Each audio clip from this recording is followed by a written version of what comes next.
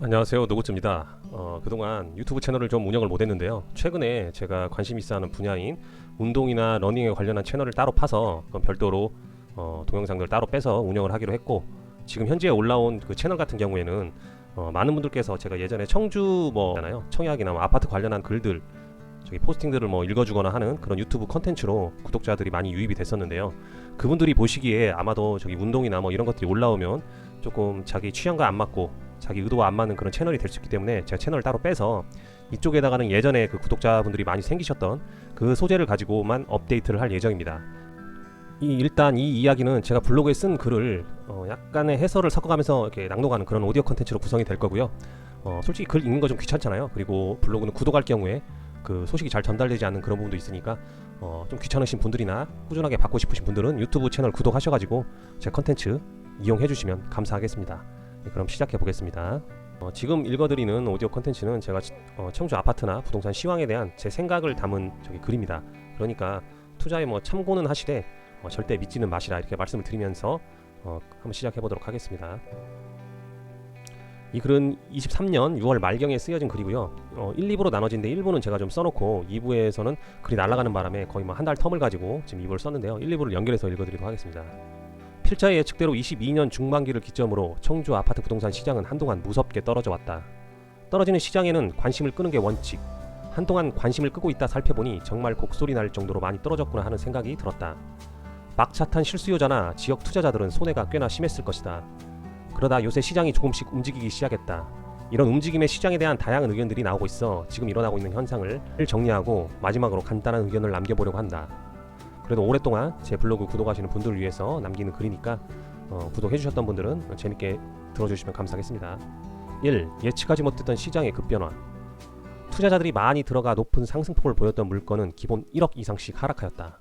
최근 청주 아파트 부동산 시장에서 보였던 모습이다. 5억이 4억이 되고 4억이 3억이 되는 모습을 보면서 극각 금리 때문에 생각했던 사람들이 다들 입을 다문 지 벌써 반년 정도가 지났다. 정말 씨가 마른다는 것이 어떤 것인지 보여주었던 청주 아파트 거래시장. 이런 시장에도 조금씩 변화가 생기고 있다. 최근 거래가 약간씩 살아나는 움직임들을 보이기 시작한 것이다. 이런 현상을 두고 많은 사람들이 다양한 해석을 내놓고 있다. 2. 매수 수요 진입. 많이 떨어진 투자 자산에는 반드시 매수 수요가 들어온다. 주식이든 부동산이든 시장 거래를 해본 사람들은 다들 알고 있을 것이다. 많이 떨어지는 것에는 반드시 반등이 나온다는 것을. 사기에 가까운 코인 같은 상품들이 아니고서는 말이다. 부동산은 이미 증명된 대표적인 투자 자산이면서 사용이 가능한 재화이다.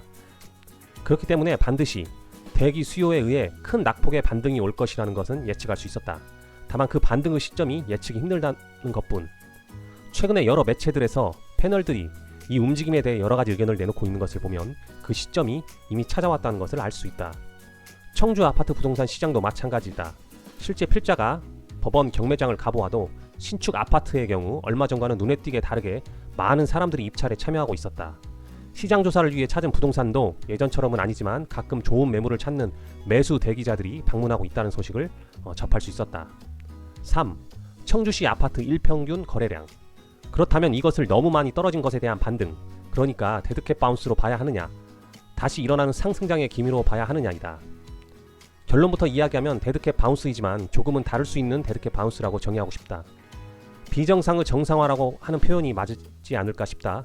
먼저 데드캣 바운스든 뭐든 청주 아파트 가격은 최저점에서 살짝의 반등이 찾아왔다는 것은 사실이다. 이것이 무엇을 의미냐를 밝혀내기 위해서는 몇 가지를 알아야 한다. 먼저 거래량에 대한 이야기이다. 일평균 거래량을 들여다보자. 현재 청주 아파트 실거래를 매일 확인하고 있는데 평균 30건의 아파트 거래가 발생한다. 이는 구축과 신축을 모두 포함한 숫자로 대다수가 정말 실거주를 위한 구축 매수가 대부분이다. 예전부터 이야기했지만 이런 거래들은 반드시 집을 사야 하지만 돈이 없어 사지 못하는 신혼부부나 분리세대를 위한 거래들이다. 투자자들과 실수요들이 혼재되어 있는 준신축, 신축 거래는 대략 10건 이하로 이루어지고 있다. 부동산들을 통해 확인한 바 이 현재 거래되는 신축 역시도 대다수가 실거주 목적으로 좋은 매물이 나타나기를 대기하다 구매하는 사람들이고, 현재 매수하는 수요들에서 투자자들은 거의 찾을 수 없다고 한다. 아주 가끔 이루어지는 투자자들의 거래는 실거래에서 쉽게 파악이 가능하다. 대부분 전세 낀 매물로 이것들은 다운 거래를 의심할 만큼 시대보다 아주 싼 가격에 거래되기 때문이다.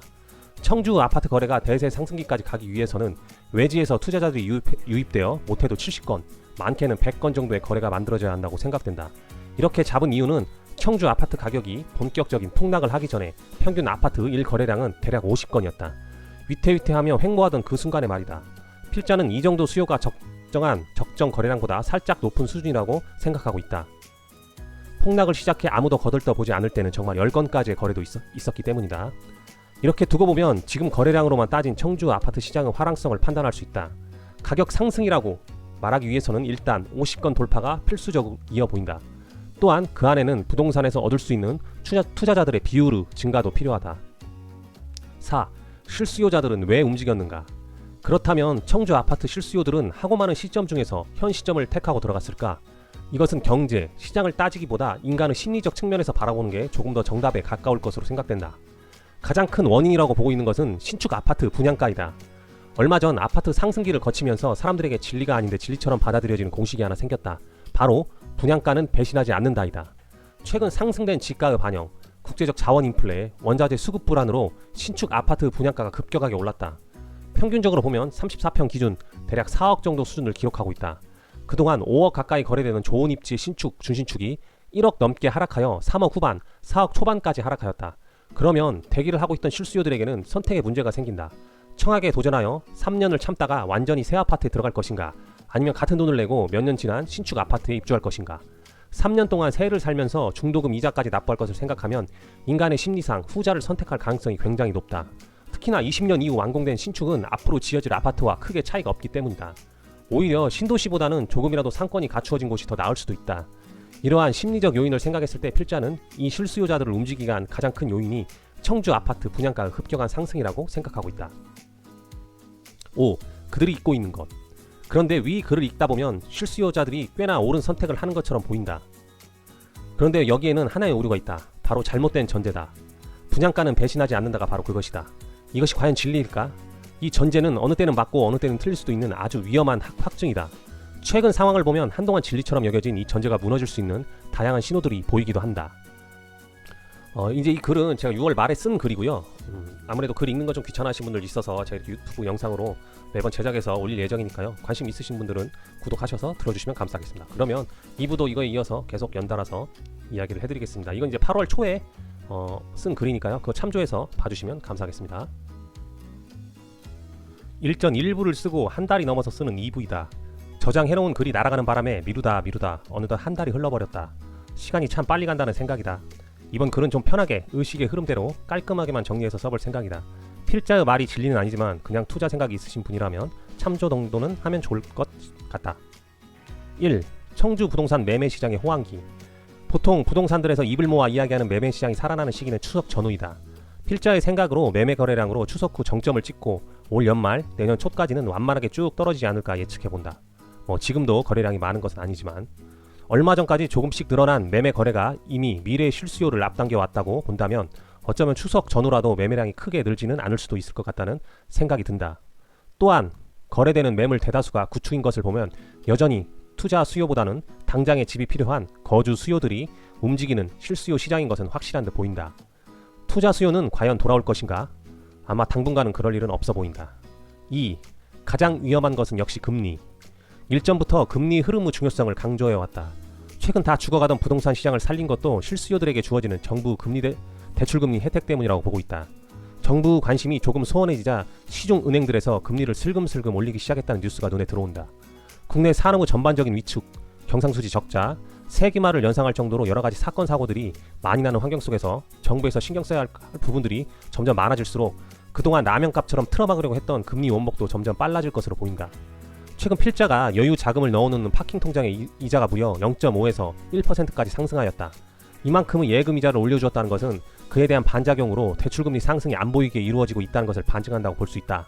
집을 사려는 사람, 투자하려는 사람이라면 앞으로 실제 금융권에서 금리 추이를 잘 보기 바란다. 금융권이 대출금리를 올리고 있는데 정부에서 정권 쪽 지지율을 얻기 위해서 했던 폭압적인 금리 찍어 누르기가 나오지 않는다면 집값은 다시금 가시적 하락기를 맞게 될 것이다. 가장 중요하게 지켜봐야 할 것은 금융권과 정부의 움직임이다. 3. 부동산 경매시장. 아마 부동산 시장에서 눈치가 가장 빠른 사람들이 모이는 곳은 법원 부동산 경매장일 것이다. 최근 몇 번 입찰을 하였으나 마지막에 아까운 차이로 폐차를 한 경험이 있다.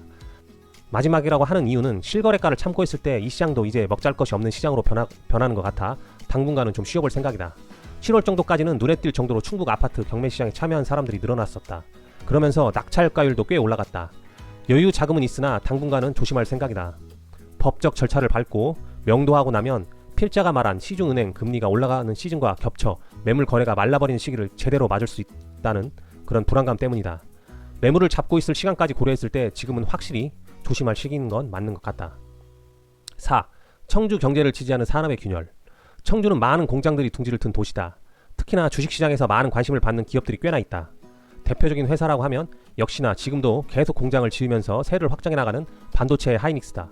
그리고 LG그룹의 알짜 기업이라고 알려진 화학, 생활건강, 하우시스 등이 있으며 그 중에서도 LG에너지솔루션은 2차 전지 대표 기업을 넘어 국내 상장기업 탑티어 안에 들어가는 기업이기도 하다. 또한 2차 전지 소재 기업으로 엄청난 주가 상승을 만들어낸 에코프로 BM과 에코프로 역시 오래 전부터 청주에 둥지를 튼 기업이다. 그 밖에도 화장품이나 제약 기업들도 많다. 그런데 현재 청주 경제를 떠받치고 있는 대기업들에서 좋지 않은 신호들이 꽤나 감지된다. 하이닉스 경우 반도체 경기 하락 사이클 때문에 분기마다 수조 원대의 적자를 내고 있고 LG그룹 역시 공장을 매각하거나 사업부를 정리한다는 소문이 들려온다. 그나마 꾸준하게 성장세를 거듭하던 2차전지 관련 기업들도 이번 분기를 기점으로 성장이 둔화되고 오히려 전분기 대비 영업이익이 빠지는 기업들도 나오고 있다. 중국을 상대로 열심히 장사해오던 생활건강이나 한국콜마와 같은 OEM 제조업체들의 실적은 그냥 주가만 봐도 얼마나 현 상황이 좋지 않은지 그대로 보여주고 있다. 지역 경제를 바치는 기업이 어려워지면 그 여파는 반드시 지역 경기에 영향을 주게 돼 있다. 특히나 부동산과 같은 상품 시장에는 말이다.